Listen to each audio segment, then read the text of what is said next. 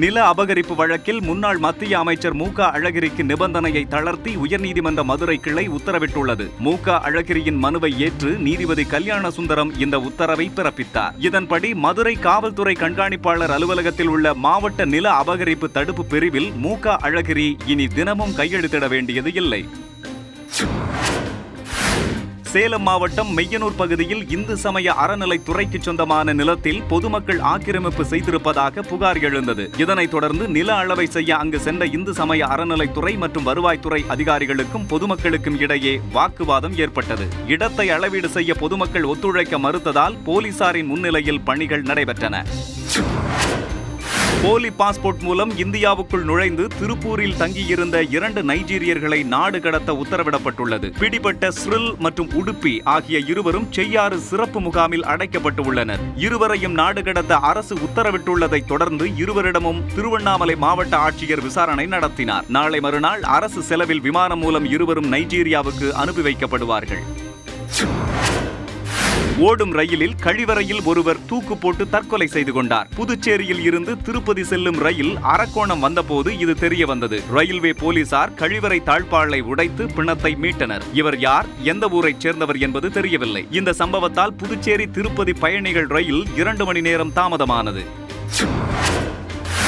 கேரளாவில் இருந்து கோழி இறைச்சி மற்றும் இறைச்சி கழிவுகளை தென்காசி எடுத்த புலிக்கரையில் கொட்டுவதால் நோய் பரவும் அபாயம் ஏற்பட்டுள்ளது. எனவே அத்துமீறி தமிழக எல்லைக்குள் நுழைந்து இறைச்சி கழிவுகளை கொட்டிச் செல்லும் வாகனங்களை தடுக்க வேண்டும் என பொதுமக்கள் கோரிக்கை விடுத்துள்ளனர்.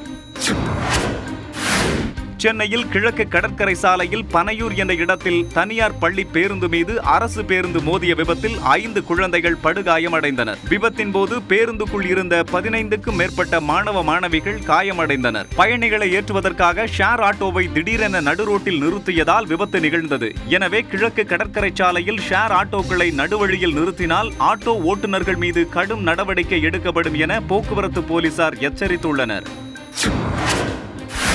ராமநாதபுரத்தில் 2வது புத்தக திருவிழா நேற்று துவங்கியது. ராஜா மேல்நிலைப்பள்ளி விளையாட்டு மைதானத்தில் நடைபெறும் இந்த புத்தக திருவிழாவில் 140 ஸ்டால்கள் அமைக்கப்பட்டுள்ளன. வரலாறு, கலை, இலக்கியம், பொருளாதாரம், விளையாட்டு, மருத்துவம், சிறுகதைகள் உள்ளிட்ட ஆயிரக்கணக்கான புத்தகங்கள் விற்பனைக்கு வைக்கப்பட்டுள்ளன. வரும் 28ஆம் தேதி வரை 10 நாட்கள் இந்த புத்தக கண்காட்சி நடைபெறுகிறது. ஒவ்வொரு நூல்களுக்கும் 10% விலை தள்ளுபடி அறிவிக்கப்பட்டுள்ளது.